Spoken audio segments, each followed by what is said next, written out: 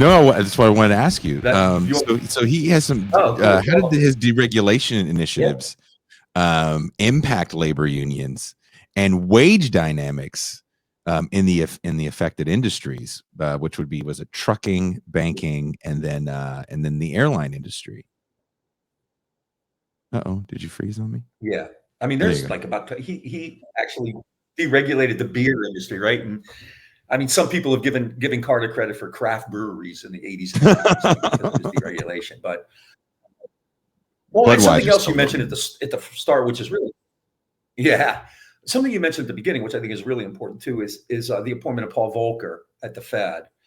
Uh, Volcker was a deficit hawk. You know, we hear talk about deficits all the time, and in a moment of honesty, which is rare for a Cheney, Dick Cheney once said deficits don't matter, right?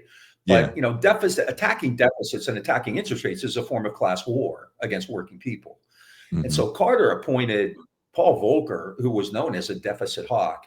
And you know, the inflation we had a couple years ago, which was quite serious, right? I mean, I'm not Mm-hmm. downplaying at all, but it was like less than half, I think, of what it had been in the 70s, right? I mean, I remember inflation rates 13, 14, 15%, Yeah. just massive. And you know, Volcker was really responsible. He kept raising interest rates, which was causing massive unemployment.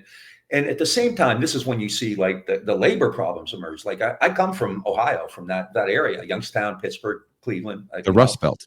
the Rust Belt. I grew up there. And so I remember, you know, so-called Black Tuesday when mills just without warning closed down, right? These factories had closed down. They weren't, you know, they weren't kind of retrofitting old equipment. They weren't updating it. They were falling behind, especially, you know, just now, like now you have the hysteria about China. Back then, it wasn't nearly as big, but you had a lot of talk about Japan that way. I was going to say Japan was the people, Yeah. right?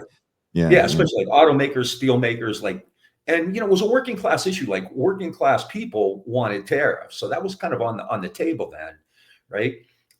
Amid all of this, the mills just decided to close down and move. And you know, Trump made hay of this. This is one of the major reasons Trump became president in 2016, especially in areas like that, right? Mm-hmm. But those factories didn't shut down and move to China or Mexico. They shut down and moved to like South Carolina and Alabama and Texas and places like that. Non-union Because places. there were non-union, cheap wages, no environmental laws and things like that, right? So the first phase of that occurred with the movement to further, you know, into the southern states, not abroad or anything like that, right? At the same time, he's deregulating trucking. I don't remember the specific numbers, but these are close enough. Like real wages for truckers today is about the same as it was adjusted in the 70s, right? That's So crazy. truckers make, because it was regulated and you had rules and you weren't allowed to, you know, you couldn't push your workers that far. You had to be, you know, given a certain amount of time off. And, you know, and when Carter deregulates that, it kind of empowers these big companies. And one of the reasons you regulate or deregulate is often to allow big corporate entities to attack smaller competitors, right? Mm-hmm. It enables you because smaller competitors either can't meet these regulations, right?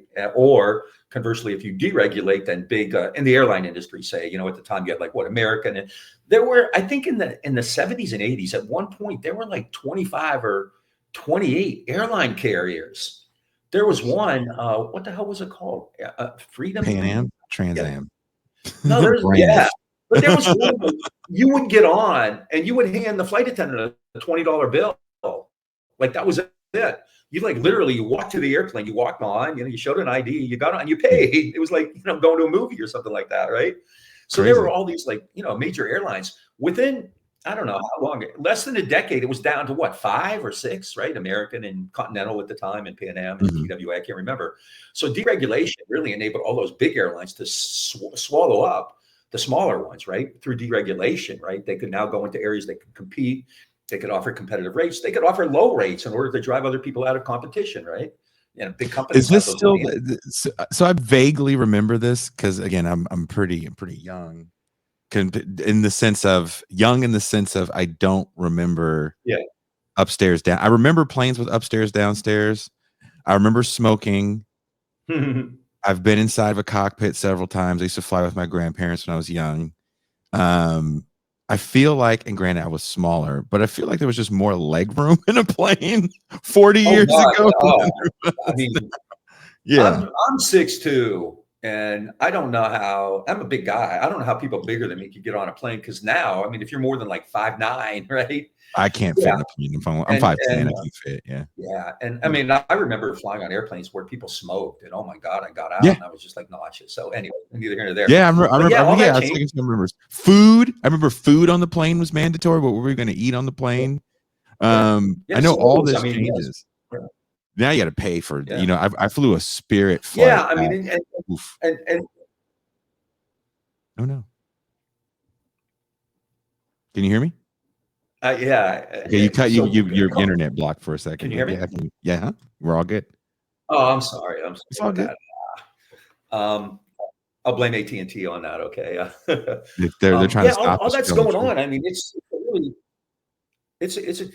kind of a trippy time because the world is still operating on these old kind of liberal principles, corporate liberalism, whatever you want to call it, liberalism, traditional liberalism, and it's kind of abruptly and rapidly moving. And we usually peg that in the Reagan years, which is clearly a big acceleration of it. But you Mhm. already see it in place before that. There's a book that I think is about to come out or came out recently by a guy named David Gibbs called How America Became a Right-Wing Country, or Why America Became a Right-Wing Country, or something like that, and which covers all this stuff in really good detail. And it shows just Carter's really important role in all this. He kind of accepted these new, and then this becomes known as neoliberalism, and it really comes out of this old kind of people like Friedrich Hayek, and the Austrian school. And in the 30s and 40s, they got beat. I mean, Keynes won. Keynes, Yeah. everybody was a Keynesian, right? Wasn't it Nixon's famous line or Milton Friedman's famous line? We're all Keynesians now, right? We're all Mhm. Keynesians. And but Hayek gets kind of a resurrection in the 70s. Now, Carter didn't specifically mention that, but Carter even said, he's like, sometimes he said, my own party votes for me, but I think I get along better with the moderates and some of the liberal Republicans than I do with the Democrats. So he was quite candid about that. Another area that I think we talked a lot, we can talk more about this. Oh, I mentioned the labor. Let me just kind of finish up because I think that's important. So in 1977, when the factory shut down, immediately a group of labor leaders and local ecumenical leaders in the Youngstown area, in the Ohio area, put together a coalition to reach out to Carter. And they essentially wanted, I think, $250 million, which, today is nothing, right? But even then, it's a significant amount of money, but it's not like an immense, so they wanted, and they essentially wanted to take over the factories. And so, these ministers and these labor leaders and people like Stoughton Lind, who lived in Niles, Ohio at the time, really well-known, radical, brilliant guy, right? They all reached out to Jimmy Carter and his attorney general and the secretary of, the Commerce Department, the Treasury Department, everybody, Labor Department, obviously, right?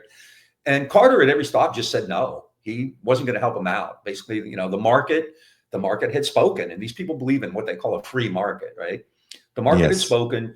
People decided that they didn't want to operate their factories in Youngstown and Cleveland and Pittsburgh and Detroit and Warren and places like that anymore, Gary, Indiana, because they could go other places and get cheaper labor. They could pay less for labor. They wouldn't have the same rules, the environmental laws, or anything like that, right?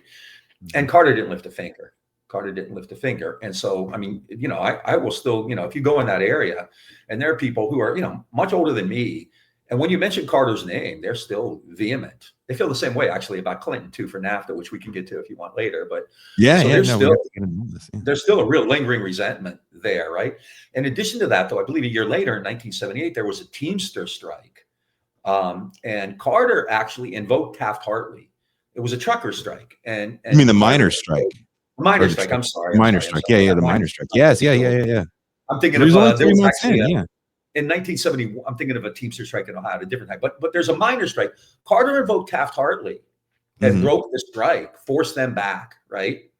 So I remember reading an article around that time, 79 or 80, and somebody was interviewing William Wimpesinger, who at the time was the head of the Machinists Union, and he considered himself a social democrat or socialist of some sort, like a DSOC socialist or something at the time.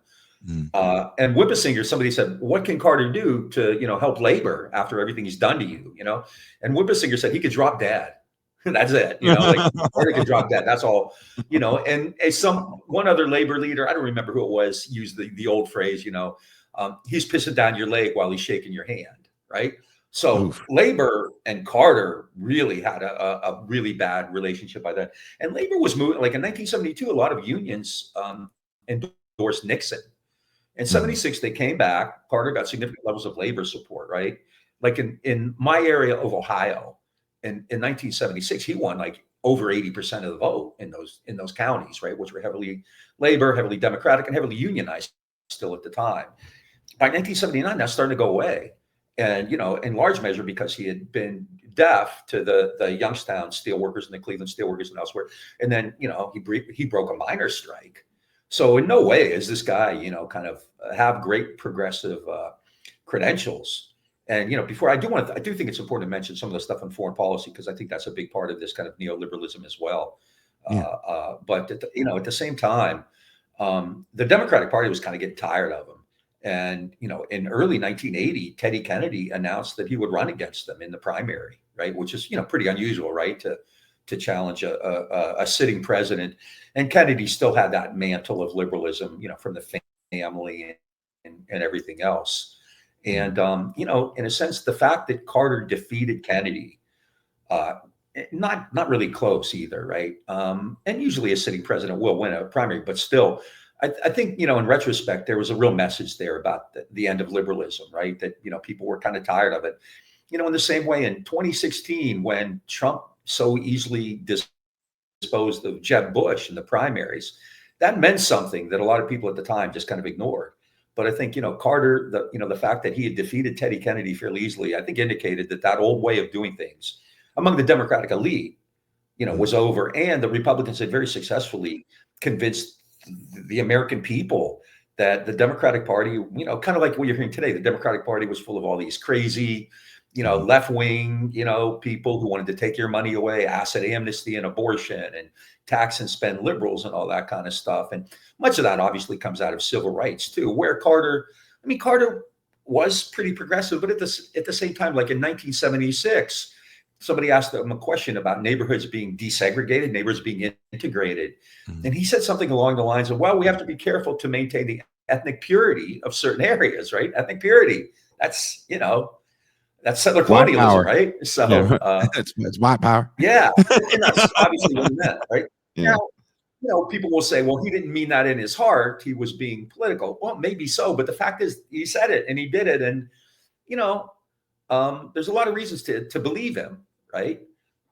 He's clearly not like a liberal in the sense of like somebody like LBJ, who, LBJ comes in for a lot of well-deserved criticism, but, it really was probably far more legit liberal than Carter or Kennedy or those people in terms of like, actually addressing programs that dealt with poverty, where Carter really kind of moves away from that. And Which is interesting because the whole idea is that the market should control these things, right?